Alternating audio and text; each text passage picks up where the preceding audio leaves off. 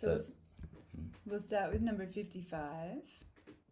And this is a new song from Jaya's Hinario. It says, a presencia está aquí. It says, the presence is here. It is in the temple of the heart. The presence is here. It is in my feet upon the ground. The presence is here. It is in the heart of my brother and sister. The presence is here. Now come and give me your hand. It says, I am there in your hands. I move the world with what I say. My word is silence. Listen now to the mystery. I speak in the wind that blows. I speak in the green of the forest. Hear my message. Your presence is my presence.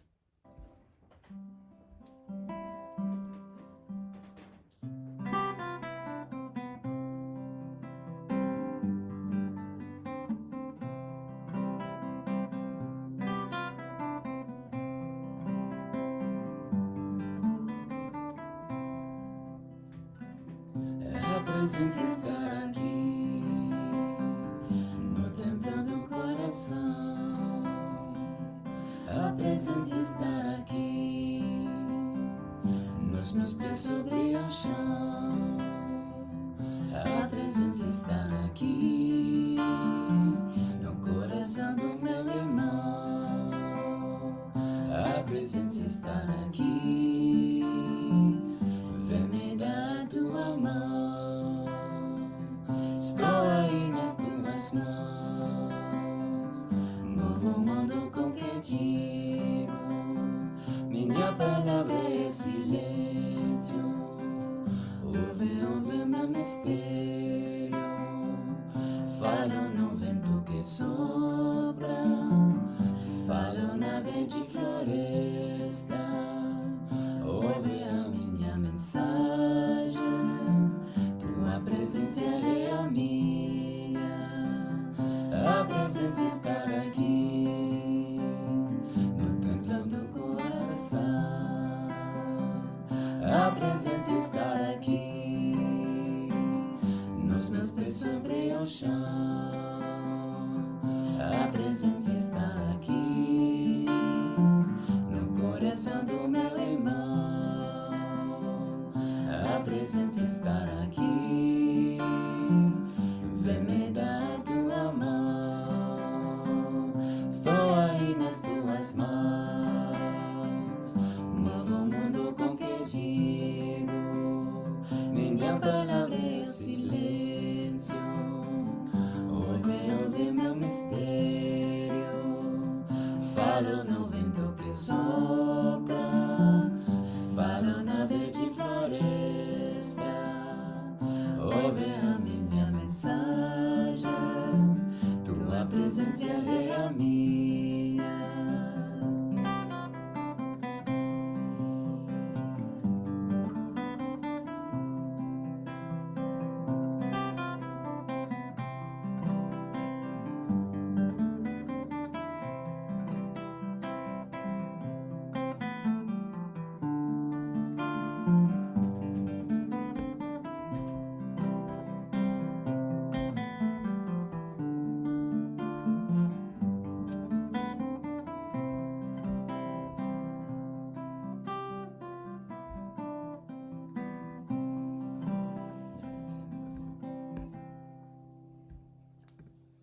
So we're just going to sing one more song and then we'll talk about some things.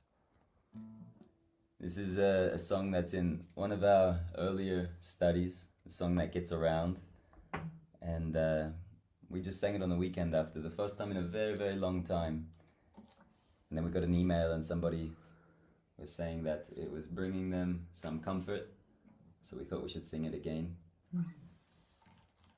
So this is song number 12 in the group chat there. Call Me By My True Names. This is also found in Study 1 of Volume 1 if you have that songbook with you.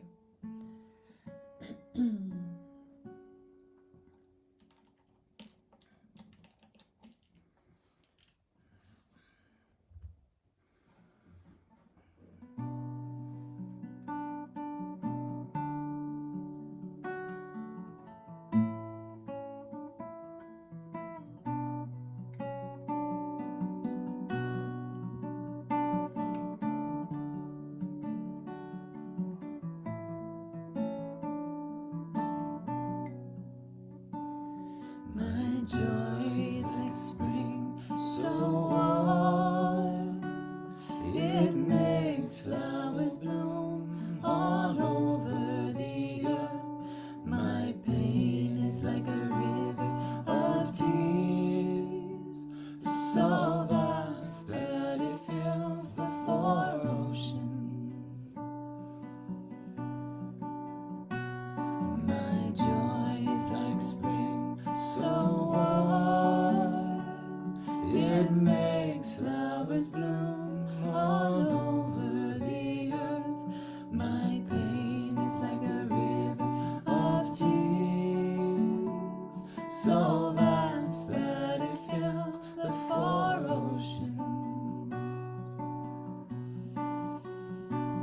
Please call me by my true names, so I can hear all my cries and laughters at once, so I can feel that my joy and pain are one.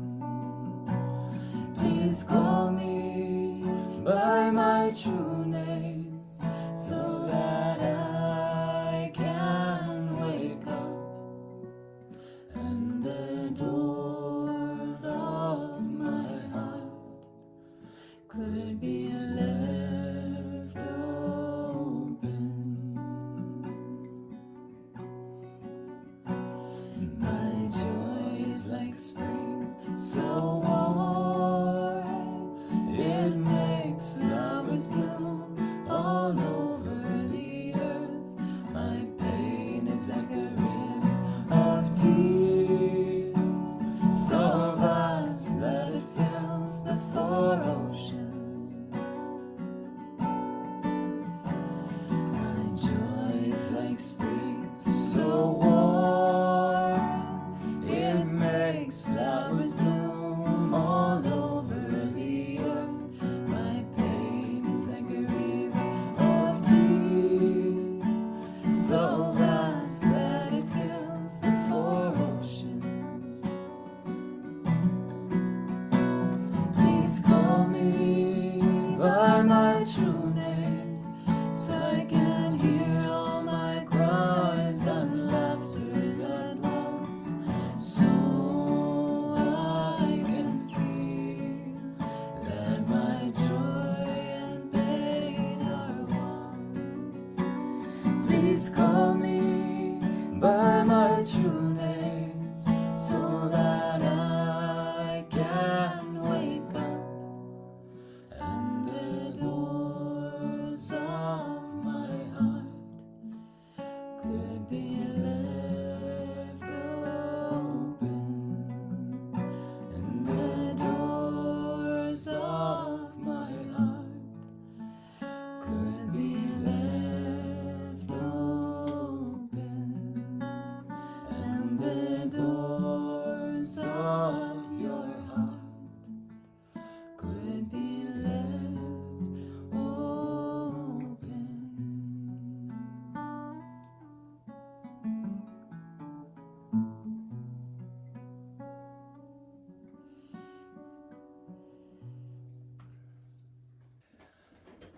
So as I said, this is a song from one of our earliest studies that we haven't really given much attention to for some years.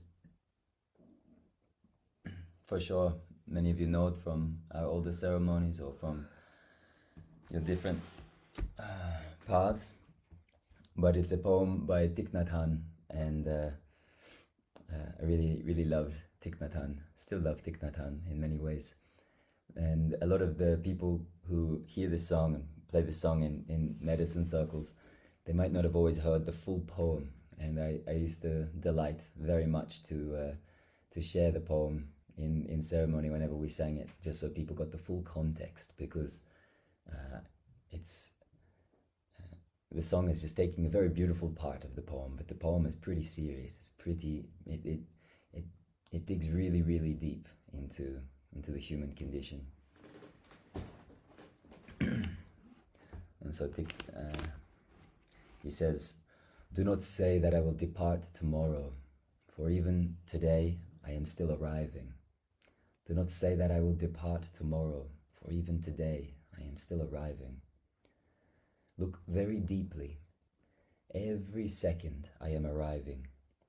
To be a bud on a spring branch. To be a tiny bird with still fragile wings, learning to sing in my new nest.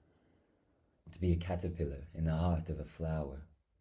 Or to be a jewel hiding itself in the stone. I still arrive. I arrive in order to laugh and to cry, to fear and to hope. The rhythm of my heart is the birth and the death of all that is alive and living. And I am a mayfly metamorphosing on the surface of the river. And I am the bird that swoops down to swallow the mayfly. I am a frog swimming happily in the clear waters of a pond. And I am the grass snake that silently feeds itself on the frog. I am the child in Uganda, all skin and bones, my legs as thin as bamboo sticks. And I am the arms merchant selling deadly weapons to Uganda. I am the 12-year-old girl, a refugee on a small boat, who throws herself into the ocean after being raped by a sea pirate.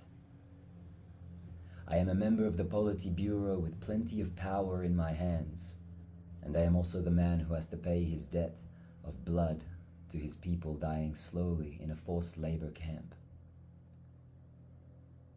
My joy is like spring, so warm that it makes flowers bloom all over the earth. And my pain is so vast. My pain is like a river of tears, so vast that it fills the 4 oceans. Please call me by my true name, so that I can hear all my cries and laughters at once, so I can see that my joy and my pain are one. Please call me by my true names, so that I can wake up, and the door of my heart could be left open, the door of compassion, so that the door of my heart could be left open, the door of compassion.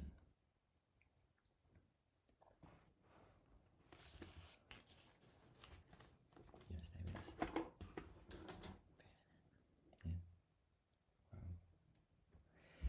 Yeah. And so this beautiful door that can be left open despite the troubles of the world.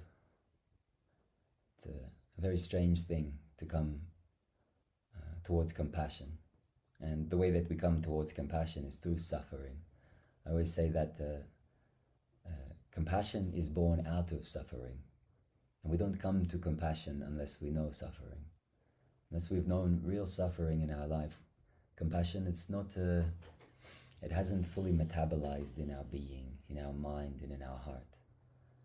Sometimes we have compassion for one thing, one issue over another, or one group over another, but I don't believe this is real compassion. I think compassion holds no bias over others.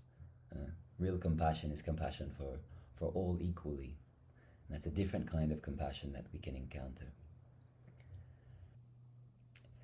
So we'll start with this question, and this question asked for this song. So we sang this song, and there are a lot of things to unpack in that and in this question. So as always, if anybody has anything to add or ask, you can just raise your hand or let yourself be known, or put it in the chat group or something like this, and we can have a little bit of a dialogue if it's there. Otherwise, this question as well, it ties into many things that came up on the weekend. We just finished another retreat here in Guatemala 2 days ago. And there are so many themes that are so relevant for all of us. And so my dear friend Lyra, she says, I'm working through a period of allowing grief and pain to arise and pass through release from my body and soul. Like many, I've lived most years of my life not fully allowing myself to touch on experiences of pain, anger, and grief directly. These were things I was more comfortable supporting others through than acknowledging or allowing them for myself. in part because I've had a lot of people in my life who carried plenty that seemed there was no room for my own. I know now that was a projection and protection rather than reality. Choosing light, love, devotion comes easier for me. I'm certain now, partially in avoidance of discomfort or judgment, that these were bad experiences, but I know deeply we all have these experiences, and allowing them to arise and release with equanimity is a current work for me. I believe firmly that suppressed emotions result in physical and otherwise sicknesses, and I'm walking towards physical, spiritual, and emotional wellness and wholeness.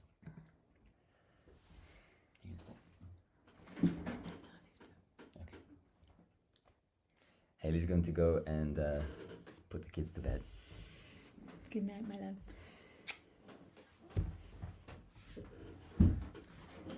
It's that time of the evening for us.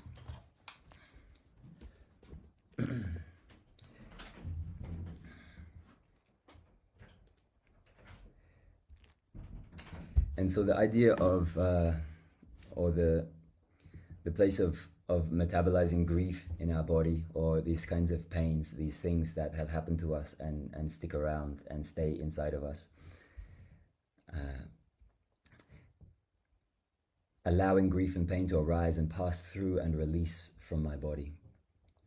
Quite often when we encounter these things, and this is the direction that I take with a lot of people, and it's usually a direction that is counterintuitive.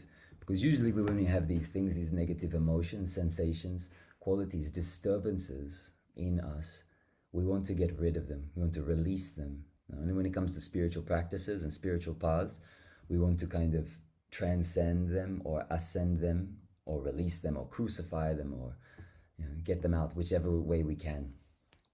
And so it happened with a couple of people on this weekend, and we took a different route, and I'm always just curious and surprised, how it can turn. And so rather than getting rid of the thing, rather than releasing the thing, rather than releasing the thing or transcending the thing or ascending from the thing, because it's kind of a fight. It's kind of a war that we have with ourselves. We push it and we try to push it away, and the more we push it away, the more it pushes back.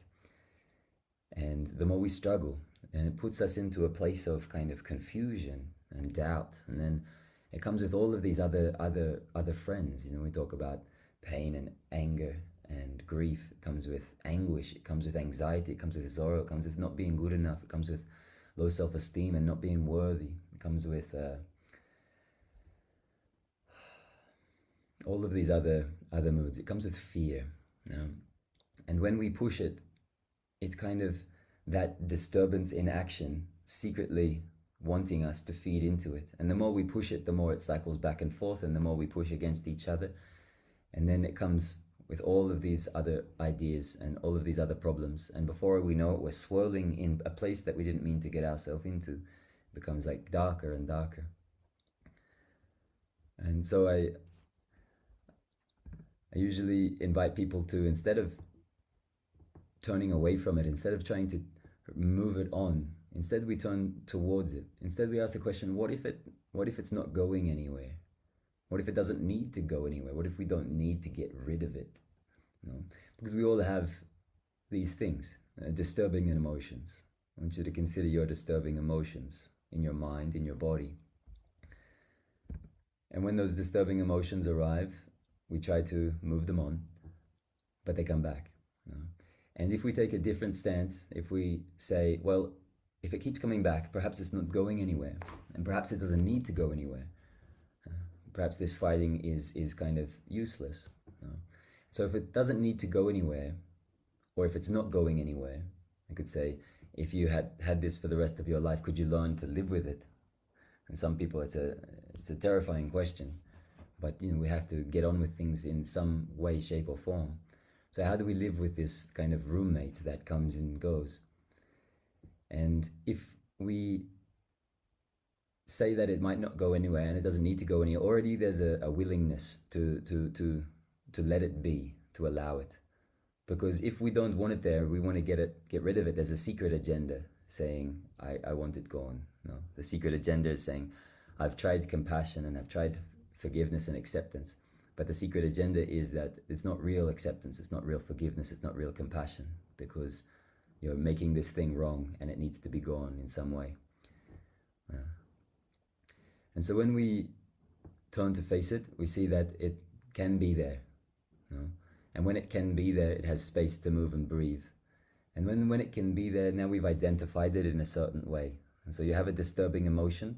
The issue usually is when there's fear, we look through the eyes of fear and the world looks scary. We don't know what to trust. We don't know what to fall back on. And it grips us viscerally in our bodies. Many of us know what anxiety feels like in the chest. It's not something we can think our way out of. And this is, what do I say? There's problems in our life, many problems in our life, we can't think our way out of them. So we have to use a different way of navigating. But when we try to think our way out of them, it starts to spiral. It goes in all different sorts of ways. It arrests us and it captures us. But if we allow it to be there, this is the first step, and a big teaching that was coming up on the weekend is just discernment. First you learn to discern. A light comes on, you're aware, and now you say, this disturbing emotion. Previously, this disturbing emotion, we were just lost. All we could see, it had rose-colored glasses, and all we could see was the red rage or grief that was there. And now we say, okay, that's a disturbing emotion, here it is. I want to move it on. Jai is telling me not to move it on, that it can be there. Now it can be there. I've identified it, and in identifying with it, I've disidentified from it.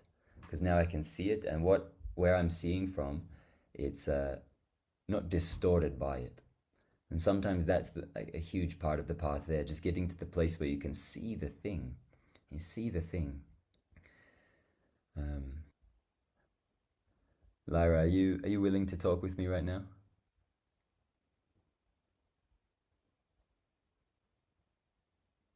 Sure, yeah. All right, cool. Because no, it's for all of us in so many ways. And so this grief, so there's something that one of my good friends who was just staying with us, he's a great somatic practitioner, structural integration therapist, and all of the things when it comes to the body. Really, really wonderful guy. And he says one of his teachers once told him, so I can't, I don't know who to quote, but one of his teachers once said something that I said, yes, that's it. He said, when we go into, when that feeling in our body, it feeds biography, and sensation feeds biology. So if I were to ask you, what is the feeling that this grief brings you, what would you say? How would you describe the feeling?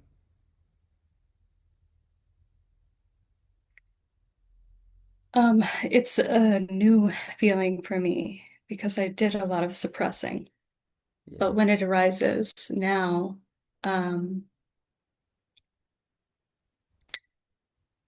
yeah, it's agitation and heat, like a unpleasant heat.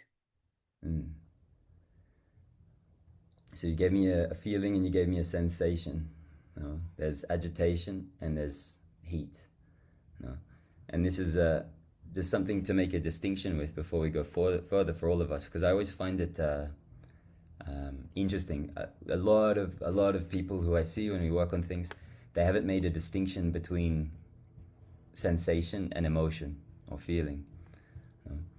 So when we go into agitation, it or the remorse or the feeling that it brings us, that leads us to think certain things and relate those certain thoughts to memories and to different scenes, which create more images about how it is. And it's kind of like this this spiral that goes. We feel bad then about feeling bad, because now we take it personally, right? And so that's when we say feeling feeds biography. When you go into the feeling, you identify the feeling as yeah, anxiety or agitation or these things, it goes into a story of how we've related to that before or the last time it came up, what that means for us now, and who we are in relation to that. And it's not always helpful. And so the other side of it was sensation feeds biology. So if you could just say a few more words to describe just the pure sensation of it. You already said heat.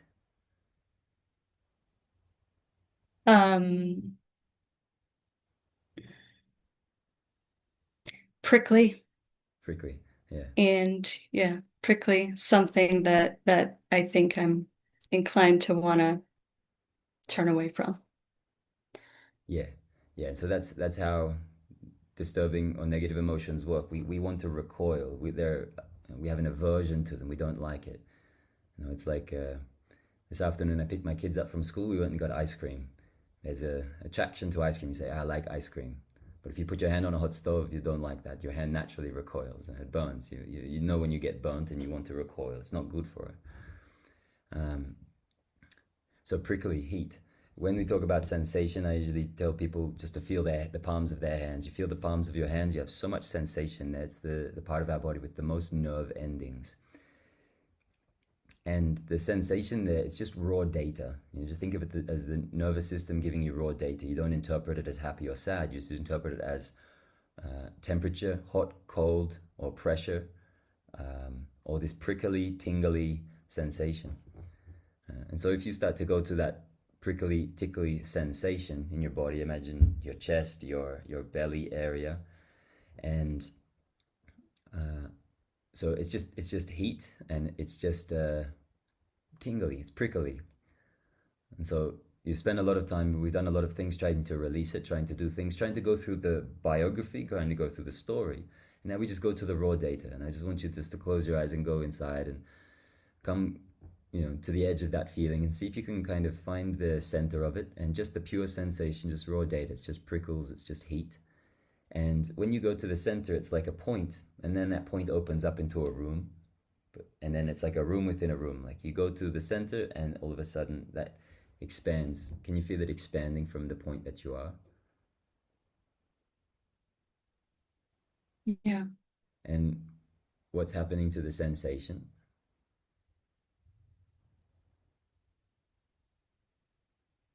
It's dissolving.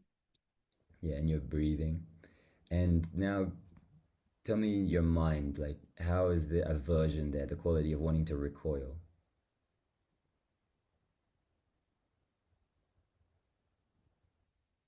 It's lesser, it's more calm. Yeah, I feel that.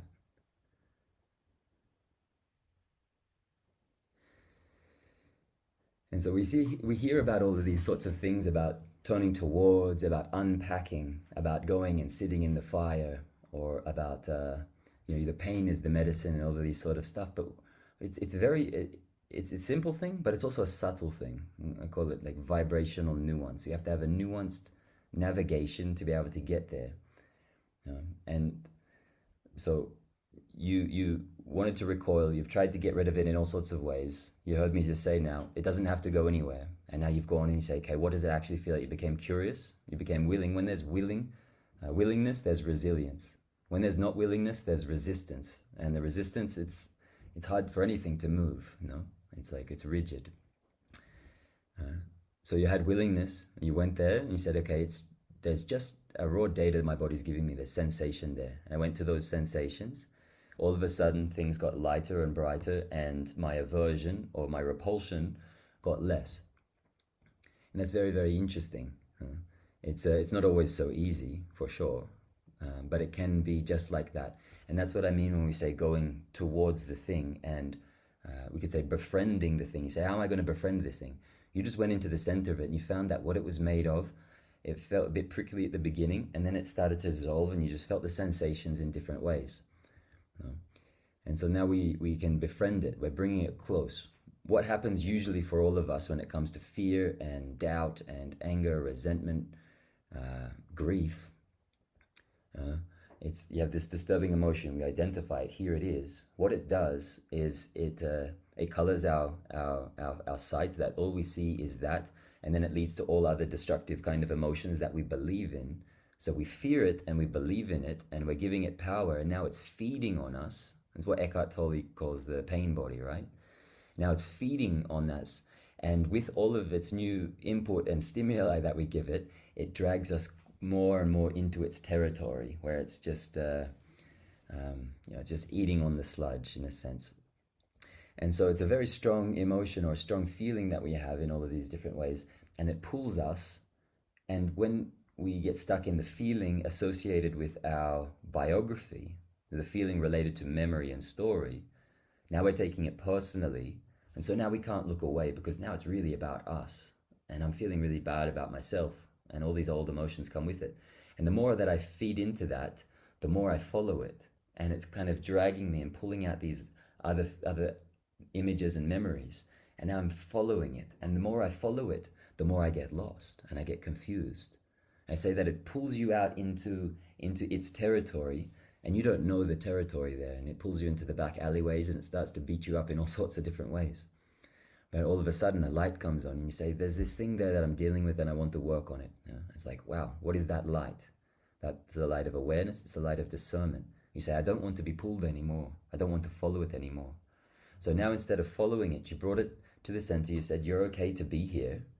And instead of following it, instead of running away from it, instead of pushing it away, you said, you went towards it. That's why I call it counterintuitive, because usually that's the last thing we want to do. But you went towards it, and you went towards it. I call it a threshold. So the threshold, you could say, is between that biology and biography. It's between the mind and the heart. When on this side of the threshold, when we feed into memory and to the story and take it personally, it leads into all kinds of judgments or analysis. We're very wonderful thinkers, us on different spiritual paths. We like to figure things out. We like to get deep with it. We say, maybe it could be this, maybe it could be that. And our mind goes in all different sorts of ways to try to look for a solution, and becomes analytical. It elaborates, and it just keeps picking it apart. It's like picking apart a scab in a sense. Like I said, there are problems that you can't think your way out of.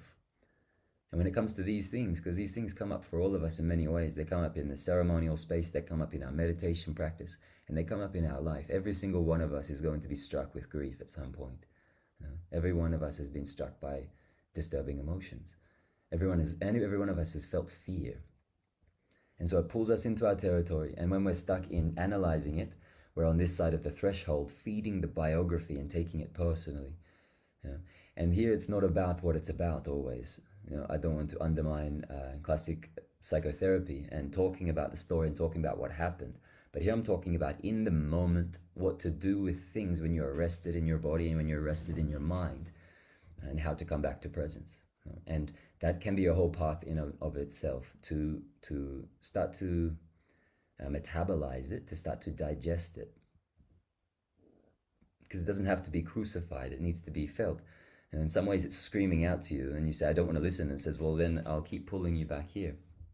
And so on this side of the threshold, we get caught in the thoughts, we get caught in the mind, in analyzing it and elaborating it.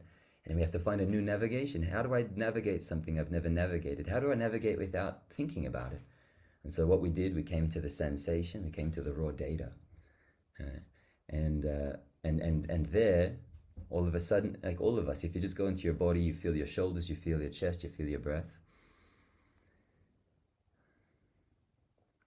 There's no thought about it. It's a direct perceiving of what's arising in this moment. It's mindfulness. It's vipassana. It's a lot of what happens in vipassana training and a lot of Buddhist training. It's just being aware of fine sensations as they happen without elaboration, without attaching any history to it, without attaching any ownership to it. In other words, not taking it personally. And so we shifted on the threshold to this other side. And it's a really good place for all of us is to get used to this threshold. Like if you're being disturbed by something, you're right here in the middle, and you can see the mind go into fear. And usually it goes into fear because we do those things that I always talk about. You fight, you try to fix, you try to figure out, You fear it and you believe it. And sometimes when we get struck by a negative thing, the voice comes up with all these other things, and we start believing that voice, and it leads us down that dark alleyway again. And so I say, don't fix it, don't fight it, don't figure it out, don't fear it, don't believe it.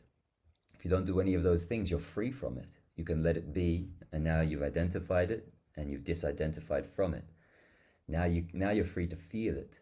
Because if you don't do all of those things, you've disengaged all of the taking it personally and all of the analytical narration that comes along with it. So now we go straight to the body, and the body, it doesn't really lie like that. It's more honest. It doesn't make up stories about it. It just says, there's heat feeling and there's prickly feeling. It doesn't feel very nice, but if it's just heat and prickly, I can explore it. I can become curious. I can go towards it with a friendly attitude, because as soon as we cross that threshold, the aversion lessens. On this side of the threshold, the aversion is more because it's associated with many things. If we come onto this side of the threshold and it's just prickly and heat, we are not so ensnared, no? Now here we want to run away, and here when it's just sensation, it's more neutral, no? And the sensation is usually positive, negative, or neutral. But the closer we go to it, and we go to the very center of it, and like I said, you go down, you zoom in on that point, and then that point becomes a room, and now you're inside that room, and then you kind of get inside of it, and it starts to expand. It goes from being this bundled up, conflicted point to being a lot of space inside of it. There's a lot of space inside of it. And when you sit there for a moment, when you bring your presence there, when the light of awareness is there, when your embodied presence is there, it shifts, and the mind feels different. The quality of the sensation feels different, and it starts to move, and it starts to metabolize or digest all by itself. And yeah, this is what we mean. I think this is what a lot of people mean when they say, the way out is through. Or when they say you need to feel it to heal it, and all these classic platitudes that go out around there that sound really nice, but sometimes the subtlety of it is a different way to do it. Because it's not always about what it's about. Sometimes we think it's about all of the little things that happened, and we need to fix all of those things before it can get better. And this is another fascinating thing that on this side of the threshold it does. It says, that's okay, but if this and this and this and this aren't clarified, this won't get better.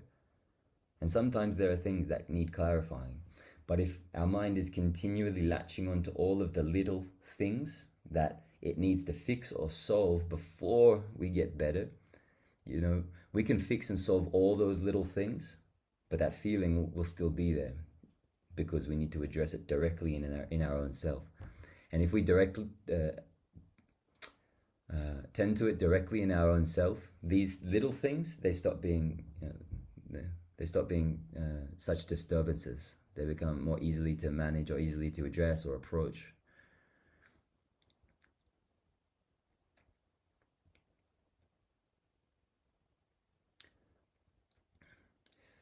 Yesterday, how's it landing, Lyra? Yeah.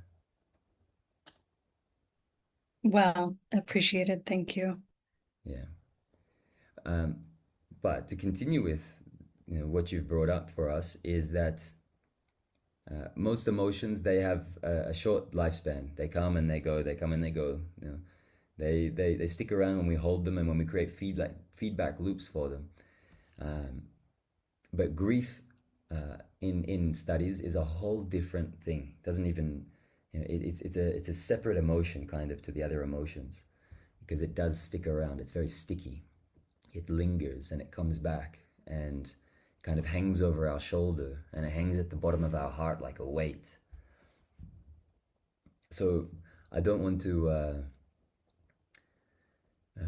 any of this to seem like it's bypassing or avoiding certain things, because I think that when we continually ruminate on things in our mind, or we continually go through the story, that's a way of bypassing the direct feeling. When we go to the direct feeling, we're actually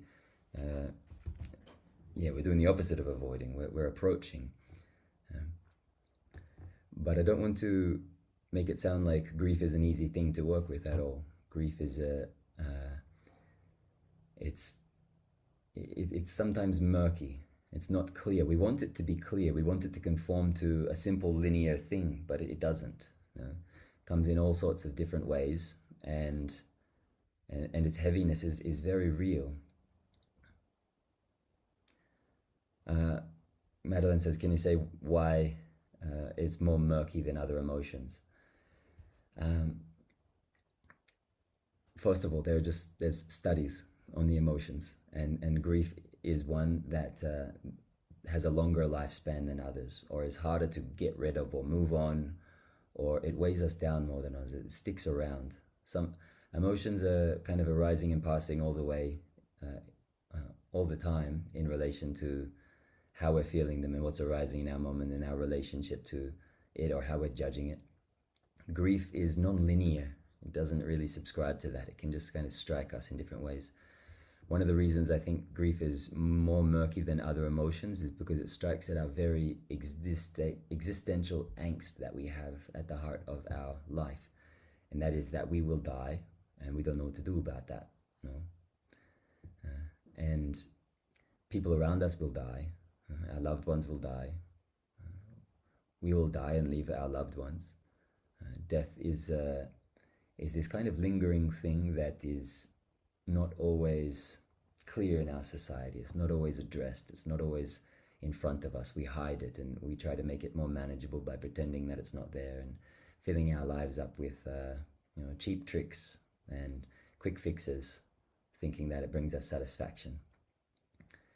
And that's why grief, it comes with this disturbing emotion, fear. The fear is the other thing to talk about here, because that's also what pulls us out, and it leads the negative swirl in our mind of leading us down different alleyways where we're not good enough, we're not worthy, or it's the same old thing, or we're back in the same place. And it goes around, it swirls, it contracts, and it's not helpful all the time. So to be able to spot this narrative is a really important thing.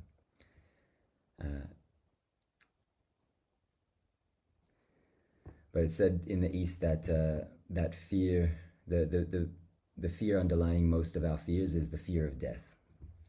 And I meet a lot of people on the spiritual path, and they say they've had such and such experiences, and that fear of death is completely gone and completely dissolved. Sometimes I believe them. Most of the times I just think they haven't really been humbled enough, to come to that place and to really have their life in their hands. And it is nice to not have the anxiety of death looming over our shoulder. Most spiritual paths, I think, come about because people have come very close to that place, or they've met it head on, or they've contemplated or gone very deeply into the fragility of life, that it's turned them to something bigger. It's turned them to something more important or more valuable. Like I was on a client call today talking about some of these things, and he reminded me of something I said in the last session. What do you hold on to when there's nothing left to hold on to? So when there's nothing left to hold on to, what do you hold on to? What ground do you stand on when there's no ground left? Like where do you look when there's nowhere to look? And this is where our therapeutic, some of us come here from therapeutic approaches, some like psychology, some philosophy. We want to come from all these different approaches. We want to look at all these different ways. But when it comes to the spiritual path, when we've gone deep enough, it just turns back at ourselves and it says, what are you going to do with this? What are you going to do with this? Because that's all we have at the end of the day. And so where do you look when there's nowhere to look? What do you hold on to when there's nowhere to hold on to? And if running through our lives is this self-sabotaging fear that we sometimes follow and believe and take personally, and then we get to this thing, we say death, grief, we say, there it is again. And it's much bigger there. And if we trickle back from there, a lot of the different negative association, moods and feelings and disturbing emotions we have, they're related to this existential thing inside of us. The heart knows that it won't last forever. And so until we confront that, or sit with that pretty much in the same way we just did, it secretly pulls strings behind us. This is why a lot of spiritual paths are marked by talking about the birthless and the deathless, or marked by people who have gone beyond and conquered death, or found eternal life. All of these different ways of saying they have addressed this deep fear that sits in our biology, sits in our body somewhere, like an animal. It's all saying that they've found some way to address it, they've found some way to liberate it, they've found some way to be free from it, they've found some peace in it all.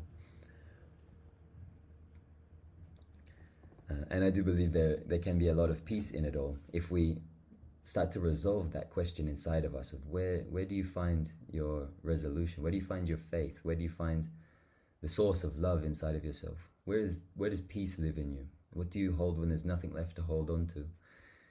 Because it's talking to this final surrender. And in the spiritual path, they talk about surrender all the time. You just have to surrender.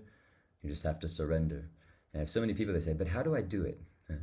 And actually, there was a question yesterday, and they said, you can't do it.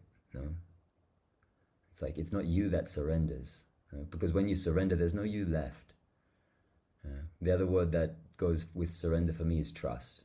I think pure surrender is pure trust, and pure trust is pure surrender. So when I say, what do you hold on to when there's nothing left to hold on to? Saying, what do you trust in at the end of the day? Not that anyone's given you outside, not what any church or institution has told you, not what you've read in a book.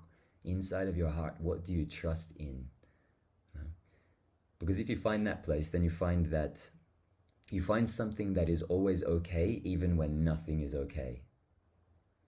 And for me, a big part of the spiritual path is making that your rock, and it becomes stronger and stronger and stronger. And the world looks like chaos, but there's something in you that knows peace. The world looks like darkness, but there's something in you that knows light.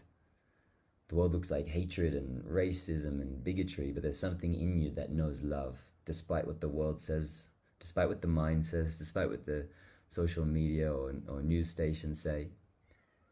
And so what do you hold when there's nothing to hold? Where do you stand when there's nowhere to stand? What do you trust inside of your heart? And that's a very personal endeavor. That's why I propose it like a question, because I can't tell you. It's for you, but it's inside of you.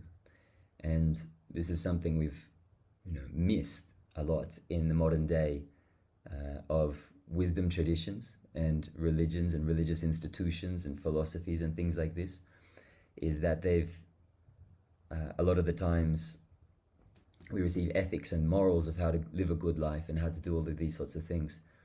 But when it comes to religion, the purpose of religion at its heart was to introduce us to the mystery of our being.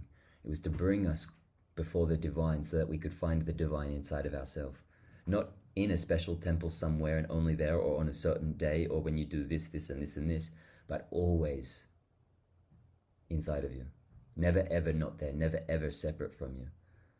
That, I believe, that's the true mission of religion, is to introduce you to your inner divinity. It's not always like that these days. I don't think we have many institutions that do that anymore.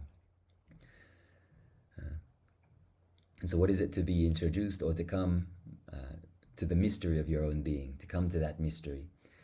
This is why in grief there is fear, and there is fear of the end of our life, and also why when disturbing emotions come up, there's fear or aversion, there's fear to go near it, and there's fear and we want to get rid of it.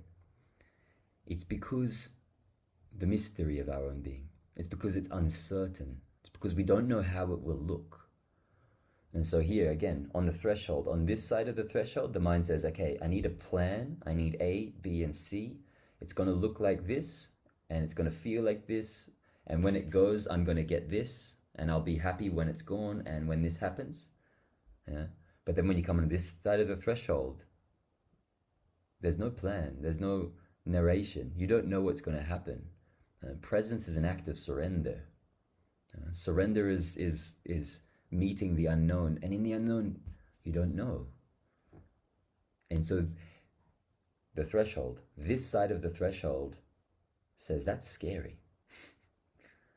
I'm afraid because I don't know. I want to know. I always want to know. I want to fix and figure out. But we come here, you can't know anymore. And so that's why fear comes into the play. And when you get close to these things, there is fear. When you get close to these disturbing emotions, there's a low-level anxiety. When you get close to grief, it's like a bottomless thing. You know? And when we're on this side of the threshold, we say, run away, run away, run away. You know, go and do something to distract you quick. But on this side, we have to meet it. And in meeting it, we don't know what's going to happen. And in not knowing what's going to happen, again, this side fears. But when we go to this side, you don't know what's going to happen, and you go there. And now this is the new navigation that I'm talking about. You know? If I say presence is surrender, and presence is without elaboration and the narration, the presence is not of the mind. The presence, so the mind's here and the mind wants to do this. The presence is behind the mind. It's not something that the mind does. The presence sits behind the mind, and when the mind relaxes into that unknown place, when it feels safe enough to surrender, that presence is there. And that's the new navigation, to be on this side of the threshold, to be able to say raw data, okay, I can approach it, I can feel it, and I can befriend it. And when I do, it starts to become a little bit more illuminated. It starts to become a little bit lighter, a little bit brighter. And as soon as that happens, for all of us, now there's workability. Now you can breathe with it. Now you have space to breathe with it. Did I freeze? No. Your lips are frozen. Yeah. So when we're on this side of the threshold and presence, and it starts to move a little bit, and now you're not trapped over here, now you can work with it. Because over here, you try to work with it, but you're just butting heads. You're actually fighting, you know? But then you come here, you're working with it. And why this is so important is because this little thing that we just did, we allowed it. We let it be there. Oh, before I go there, I opened a book yesterday morning. Sometimes I just open a book and I read one sentence and then I close the book, and that's good. I know you do that, Robin. And it's by one of my favorite authors, John Klein. If you don't know John Klein, I love John Klein. And this one sentence, he says, acceptance is not psychological. Meaning acceptance is not biographical, it's not the story, it's not on this side of the threshold. Acceptance, he says, is not psychological, it is functional. I think it's exactly what we're saying. Acceptance is not on this side, feeding the story or the narrative, the elaboration. Acceptance is on this side. It's a function that we step into. It's a function that is a natural function. But until we let our body rest in that function, this side of the threshold tries all it can to accept, but it can't. It can't really do the thing. And so why all of this is important is that when we come into this part, relax, we come into presence, we identify all of the ways that we're taken from presence. And instead of following all of those things that want us to follow us and follow them and lead us into horrible places, we say it's okay to be here. But I'm not going into your territory. You're going to be here. If you're going to be here, you have to be here. Because I know this territory, I don't know your territory. You always beat me up. So we're going to be here. You're very welcome to be here. You're an old friend. You don't need to be evicted. I took away the sign out of the newspaper. It's okay. You can stay. It says, okay, now you can stay, and now you're here where I want you to be. And now I've cancelled the contract with taking it personally, and I've just gone straight into my body with presence, and I start to feel, and it starts to move, and you feel things shift. And why this is important is because if we don't confront grief and fear and death, they haunt us. But if we start to make them friends and we go towards them, what happens in that, when the constricted, conflicted part, you go inside and it starts to become more spacious, it starts to become more workable. Now you can breathe with it, and now we find underneath it was all those things that we thought we were missing when the storm was there. Underneath the grief, you say, oh, there's lightness, there's brightness. Say underneath the grief, oh, there's that joy, there's peace, there's love. It was underneath it. It was being covered by that murky cloud. Because the other side says, if I don't get rid of this, I will never be happy again. I need to get rid of this in order to have peace. I need to get rid of this. And here we said, no, it doesn't need to go anywhere. We need to get behind. We need to get before. We need to get underneath the thing to see it. And then we see that it doesn't need to go anywhere. But it was a great teacher on teaching us how to find love, peace, joy, harmony inside of ourselves when we thought we couldn't. Because if we think we can't, it's true. We have to end the thought. We have to put silence in the mind and presence into the body. And then we find that now, I said befriending it. Now the relationship is changing altogether. Now you're meeting it in a different way. And when we meet it in a different way, when it starts to become lighter and brighter, you said that, you said it's lighter. You felt lighter. I think you had a small smile on your face. Like, oh, that was interesting. That small smile on your face when it becomes lighter and brighter, the small smile, that is befriending it. That's the quality of feeling of befriending it. To say, oh, it's not that you've got a hold on it, not that you've controlled it, not that you've figured it out. It's just, it's not as bad as I thought to face the unknown. And so now we're changing the relationship to it.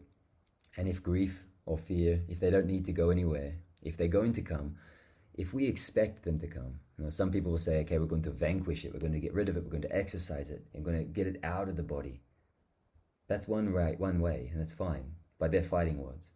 And so if we do what I'm saying and say, okay, if it's going to be here, it's going to be here, but it's come here for healing, and it's come here to teach me something as well.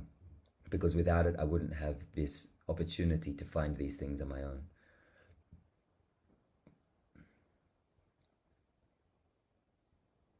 And so if we accept that it's going to be there, and if we allow it, if we say, I've tried everything to get rid of it, so it must just have to be here, then the reasonable thing to do would be to expect that it will come.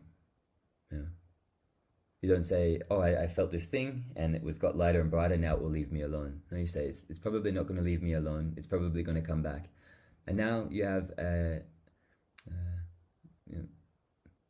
you're not delusional, because if you think that it's gone and then 3 years later, 2 months later, it comes back, you beat yourself up again. You go down the same spiral. But if you expect that it will come back, then it comes back. It's a lot more easier to manage. It's like an old friend. You say, oh, okay, that's beautiful. And then grief has a very beautiful quality. If we're speaking directly to grief, I think to me it's incredibly beautiful. It's so exquisite. It's so profoundly misunderstood. Doesn't feel nice when you get rid of it, but we come close to it, we say, wow, there's a bitter sweetness to it. And one of the reasons why we grieve, it's because we love. There's no grief without love. And so if we get into the soup, into the murky waters with that grief, we see the pain is the pain of loving. And so now the grief starts to transform into love. And we see that the grief brings us back to the essential source of love, which is why it hurts.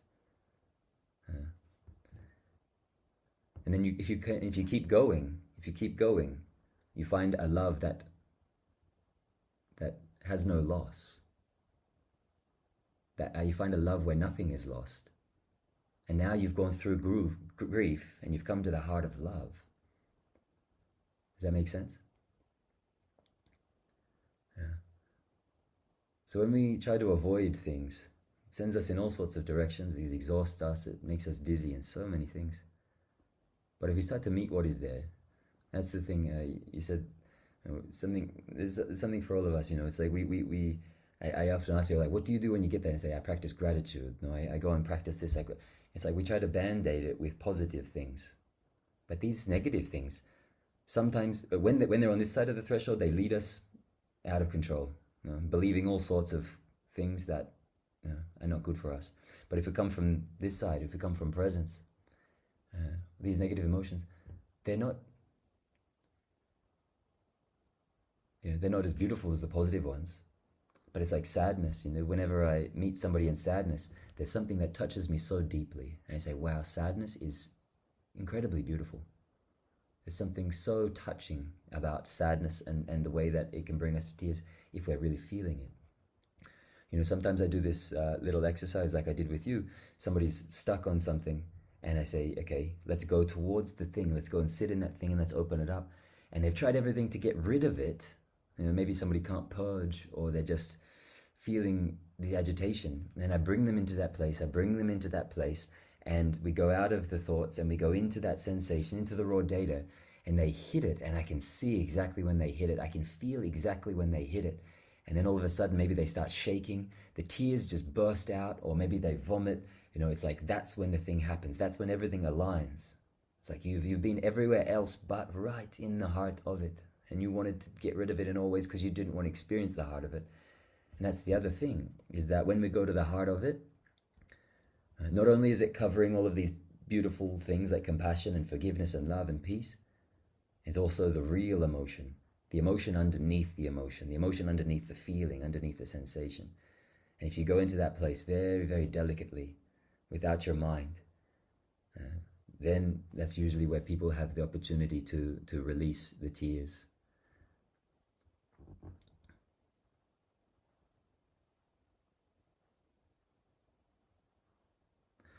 Robin says, grief is love that has lost its objects on the physical plane. It is devotion without a place to land here in time and space, but it's never lost. Love is never lost. It only changes forms. Thank you. So it's such a simple turning towards rather than following the thing and being led astray, being deceived. And this is where it comes back to discernment and awareness. You say, okay, I've been following this thing. I've been believing something. Now I'm going to turn, bring it. I'm going to step towards. I'm going to step towards from that place of presence. And how do I get into that presence? It's without elaborating in the mind. It's without taking it personally. And in that sense, like the eyes are clear, the heart is clear, and now you meet it with clarity. And that's a quality of befriending it. And if you meet it like that, it opens in a different way. And it brings something to you. It brings an energy to you. And sometimes it's the emotion underneath, and the emotion comes cascading out. And finally, you're in a place to feel it. And finally feeling it, it's starting to metabolize. It's starting to heal.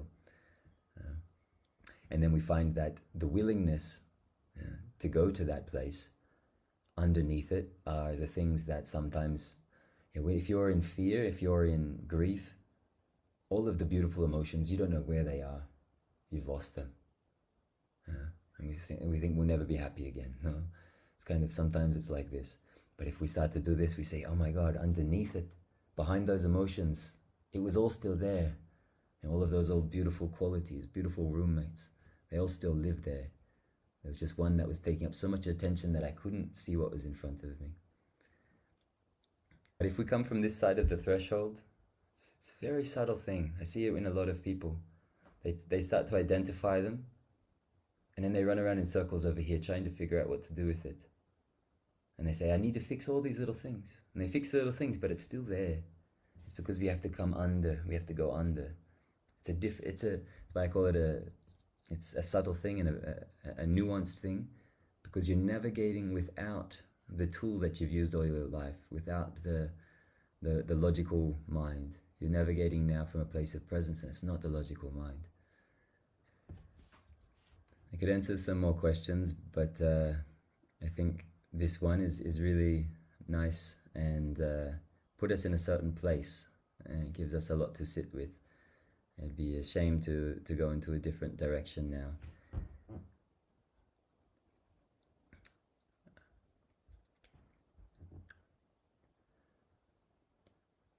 I feel like we are finished for tonight. Hope this is helpful. I hope that it gives us some different subtle skills in turning towards things that disturb us. As I said, this topic, this question that was sent in, It's something that was whirling around this weekend for many people, and I really like that. I just see what's there on the day and what the thread is.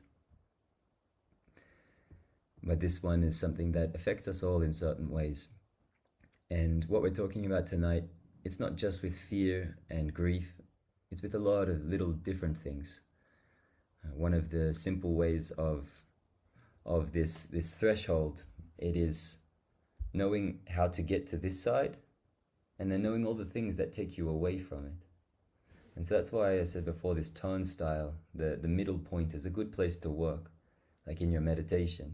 And that's all meditation is in some way. You say, I have this intention, this resolve to sit and relax in my own nature. And then the mind says, but what am I going to do about this? What am I going to do about this? And if you keep going that way, all of a sudden you're way over here. You know? And so sitting at the turnstile, to get you really used to shining the spotlight on the thoughts in the mind, and the narrative, and the ways that they can take us, and the ways that they can deceive us, and the ways that they can be very, very beautiful and creative as well. It's not all bad. You know, the mind is a beautiful place. I think it gets a bad rap. But we've just become so accustomed to using it that we don't understand other ways of navigating. And that's the way that we have to learn to navigate in a lot of spiritual vehicles. It's what meditation teaches us. It's what musicians do. It's what happens a lot in the ceremonial space, to work in places of trance.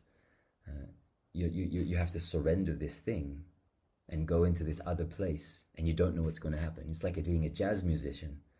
You have to kind of just be there and breathe and trust that even if that's the wrong note, the next one will be the right one, or maybe it's back here. And you're like, oh.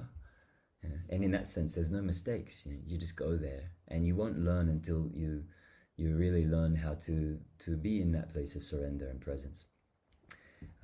It's a place of self-abandon. You know? But in the place of self-abandon, you actually come home to more of who you really are. Some people, when it comes to some spiritual practices where we don't really get too subtle into the details of defining it, it sounds like avoidance. You know, it sounds like spiritual bypassing. And here I hope I've described it subtly enough that we can see that it's the very opposite. That most of what we do in our life is an avoidance strategy. Most of what we do in our life is a bypassing from some other thing. It's a dissociation from all sorts of things. And now here on this side of the threshold, you come into the raw data of your body, the sensation as it is arising. You come into the presence, the light of awareness and discernment comes on. That's finally the end of dissociation. It's coming closer to life. But it happens in many, many little instances. I'm going to end here, my friends. Thank you for joining me. It's always nice just to jump on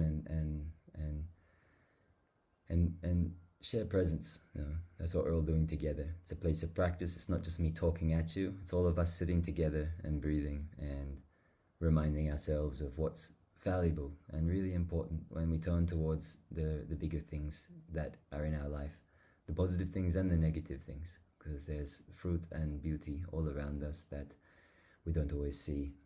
So here is just a place to gather and find those eyes that we can see with. Find the place behind, before, underneath. Find the place of presence. Find the thing that we can hold on to when we have nothing to hold on to. We talk in paradox, in parable, in riddle. Find the thing that we can see when there's nothing to see, when it's all dark.